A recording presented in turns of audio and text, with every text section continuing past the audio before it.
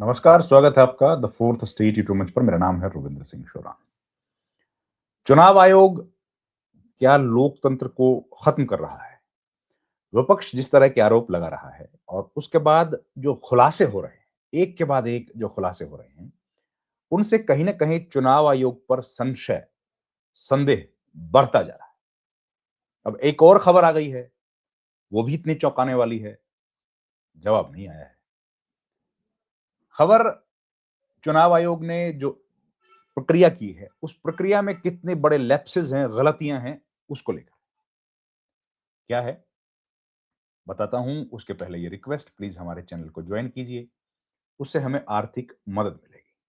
आपका छोटा-सा आर्थिक सहयोग हमारे लिए एक बड़ी वित्तीय सहायता के तौर पर काम करेगा। हम लोग मज़बूती के साथ अपने इंडिपेंडेंट जर्नलिज़्म को जारी रख पाएँगे। अब आज की खबर। खबर क्या है कि बिहार में एसआईआर हुआ, आपको याद है, और उस पर खूब विवाद हुआ, मामला सुप्रीम कोर्ट में अभी भी चल रहा है। तो उसमें अब ये एक खबर आई है, खबर किसने दी है पहले उसका भी नाम बताता हूँ, वो ज़रूरी है बताना। खबर दी है द इंडियन एक्सप्रेस अखबार ने। इंडियन एक्सप्रेस अखबार ने कहा है कि नियमों को तोड़ा गया है। जो एसआईआर की है, जो वोट चोरी के आरोप लग रहे हैं, जो एसआईआर किया गया है, उसमें नियमों को तोड़ दिया गया है। नियमों को तोड़ा गया है और ये खबर जो है ये छापी है दामिनी नाथ नाम की एक जर्नलिस्ट हैं। वो कई बार इलेक्शन कमीशन पे खबरें करती रही हैं और ये खबर भी उन्हीं की है। तो जो लॉ है, कानून जो है, उस कानून का कहीं न कहीं उल्लंघन किया गया है, नियमों का उल्लंघन किया गया है और वो हम लोगों को साफ तौर पर देखने को इसमें मिल रहा है। ये खबर है इस वक़्त की और इसमें डिटेल्स क्या है वो आपके साथ में शेयर करूँगा। असल में हुआ क्या, आप जानते हैं कि चुनाव आयोग ने नोटिसेस भेजे थे, चुनाव की पूरी प्रक्रिया कराई थी और उसके बाद ये खबरें सामने आई हैं कि वो प्रक्रिया जो थी, उसके नियमों में गड़बड़ियाँ हैं। उसके जो नियम हैं, उनमें कुछ न कुछ त्रुटियाँ हैं। त्रुटियाँ हैं बड़ी भारी स्तर की और जो आरओपी है जिसको बोलते हैं, रिप्रेजेंटेटिव ऑफ पीपल्स एक्ट, रोपा या लोक प्रतिनिधित्व अधिनियम 1950, उसके तहत विधानसभा क्षेत्र के मतदाता जो ईआरओ होते हैं, मतदाता अधिकारी, मूल्यांकन अधिकारी, ईआरओ उसको ही अधिकार है वोटर्स की पात्रता पर संदेह करने का कि वो सही में है कि नहीं है और उसी को अधिकार है नोटिस जारी करने का। ठीक है? वही नोटिस जारी करता है। तो जो नोटिस है, खेल उस नोटिस में हुआ। क्या हुआ? खबर ये है, दामिनी नाथ ये रिपोर्ट कर रही हैं कि बिहार के मतदाता पंजीकरण जो अधिकारी हैं, निर्वाचन आयोग ने जो सेंट्रल पोर्टल, उनका एक केंद्रीय पोर्टल है, उसमें लॉगिन में पहले से ही भरे हुए नोटिस थे, लाखों। मतलब ये है कि जो ईआरओ है, जिसकी ये ज़िम्मेदारी है, वो अपनी तरफ से नोटिस भेजता है। लेकिन वहाँ पोर्टल पर पहले से ही कुछ सारे नोटिस बने हुए थे और वो नोटिसेस लाखों की संख्या में थे और बिना पता लगे कि समस्या क्या है, वो नोटिसेस दिए गए। संख्या तो इनकी नहीं पता ही है, लेकिन लाखों में है। बिहार के उन वोटर से संबंधित है ये, जिन्होंने पहले अपने फॉर्म और सहायक दस्तावेज जमा किए थे और जिनके नाम अगस्त में जारी किए गए ड्राफ्ट लिस्ट में शामिल थे। तो जो एसआईआर के तहत 5 राज्य और केंद्र शासित प्रदेशों के मतदाता सूची के ड्राफ्ट प्रकाशन के साथ जो मतदाताओं को नोटिस भेजे जाने शुरू होने के बिहार में के उस समय एक बिहार में प्रक्रियात्मक गड़बड़ आई है और उससे समस्या पैदा हो रहा है। तो ये देखिए लगातार दिक्कतें आती हैं। हालाँकि ये सुप्रीम कोर्ट भी गया है मामला, अब सुप्रीम कोर्ट में भी मेंशनिंग हुई, गया तो नहीं है। अब अहम बात ये है कि नोटिस पर ईआरओ के नाम तो लिखे थे, लेकिन नोटिस उन्होंने नहीं जारी किया। मतलब ये है कि जो अधिकारी है, कर्मचारी है, उसका नाम लिखा है लेकिन नोटिस कहीं और से आ रहा है। तो ये बदलाव महत्वपूर्ण है क्योंकि कानून स्पष्ट है, कानून के हिसाब से होगा ना।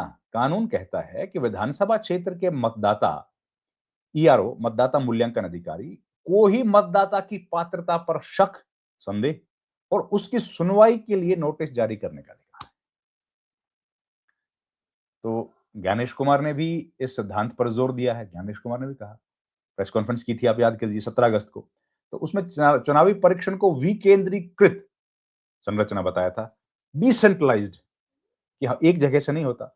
फिर उन्होंने कहा कानूनी प्रक्रिया का पालन किए बिना ना तो मैं, ना मेरे साथी चुनाव आयुक्त, ना ही कोई चुनाव आयोग का अधिकारी वोट जोड़ या घटा सकता है। ये बात उन्होंने बोली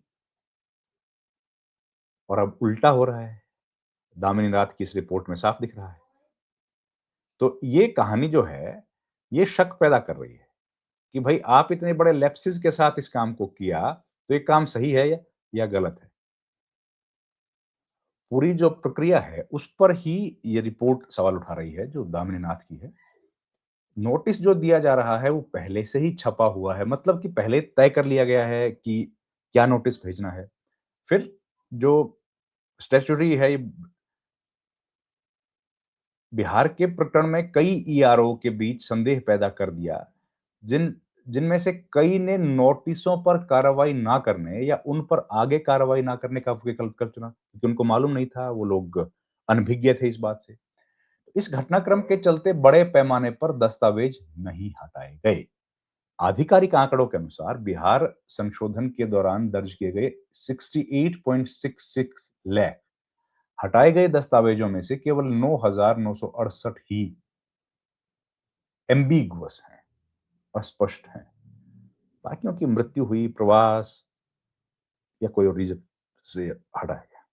फिर भी नोटिस जारी करने और भेजने के तरीके ने संशोधन प्रक्रिया के एक संवेदनशील चरण में अधिकार क्षेत्र को लेकर सवालिया निशान तो खड़े किए।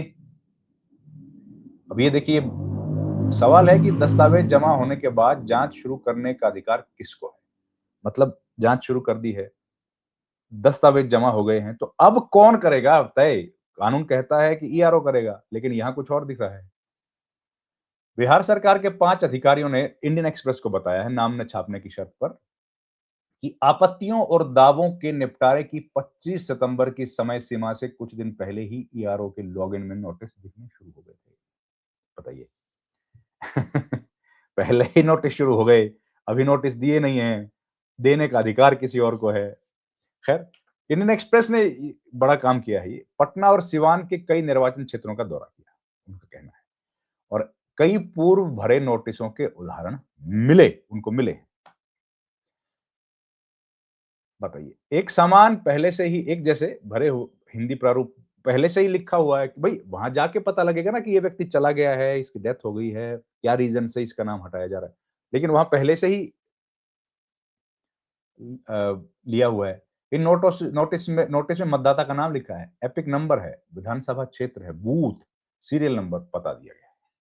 हर नोटिस में मतदाता से पात्रता साबित करने के लिए दस्तावेजों के साथ ईआरओ के समक्ष उपस्थित होने का अनुरोध किया। अब नोटिस में नियम का क्या उल्लेख है वो देखिए। 24 जून को जारी किए गए विस्तृत एसआईआर दिशा निर्देशों का हवाला दिया गया। इसमें कहा गया कि एईआरओ को प्रस्तावित मतदाता की पात्रता पर शक होता है, तो वह स्वतः संज्ञान लेते हुए जांच शुरू करेगा और नोटिस देगा। हालांकि ईआरओ को भेजे गए पिछले नोटिस प्रारूप के विपरीत, जिसमें अधिकारियों ने अपने हाथ से लिखोगे ना वो नोटिस का कारण, तो पहले से भरा हुआ है। तो ये एक बड़ी गफलत सामने आई है। इस पर सुप्रीम कोर्ट में जो बहस चल रही है, आज भी जारी रहेगी। उस बहस में ये मुद्दा उठा और एसआईआर को लेकर के कि भई इस तरह की लैप्सेस मिले हैं। तो उस पर सुप्रीम कोर्ट ने कहा कि भई अखबार की खबर छपी है, उस पर हम लोग तो क्या ही बात करेंगे, हम लोग उस पर संज्ञान लेंगे नहीं। ये खबर प्रशांत भूषण ने एक मेंशन किया था, वो अपनी तरफ से दलील दे रहे थे। आज भी जारी रहेगी बहस। आज चुनाव आयोग के जो वकील हैं, राकेश द्विवेदी, वो अपना पक्ष रखेंगे, क्योंकि एसआईआर की गतिविधियां आप जानते हैं। अब बिहार की हमने जिक्र किया, तमिलनाडु, केरला, बंगाल, पुडुचेरी, कई जगह शुरू हो गया। तो खैर जो भी है, लेकिन ये कहानी समझ आई है और इस कहानी को लेकर के अब जाहिर है ज्ञानेश कुमार के ऊपर तो पहले से ही कई सारे सवाल खड़े हो रहे हैं। ऐसे में सवालों की जो संख्या है, संशय जो गहरा रहा है वो और गहराएगा। और अब क्या जवाब देंगे? जवाब तो दे नहीं रहे हैं। हो सकता है इसका भी ना दें। खैर, जो होगा देखेंगे, आपको बताएंगे। इस वीडियो में इतना ही दोस्तों। आपसे रिक्वेस्ट है आप हमारे चैनल को ज्वाइन करें। आपसे रिक्वेस्ट है हमारे चैनल को लाइक, शेयर और सब्सक्राइब करें। साथ ही अगर आप चाहते हैं कि कोई वीडियो हम वो बनाएं जो आप चाहते हैं, तो हमें कमेंट बॉक्स में लिख दें। आपका बहुत-बहुत धन्यवाद। Thank you very much. नमस्कार।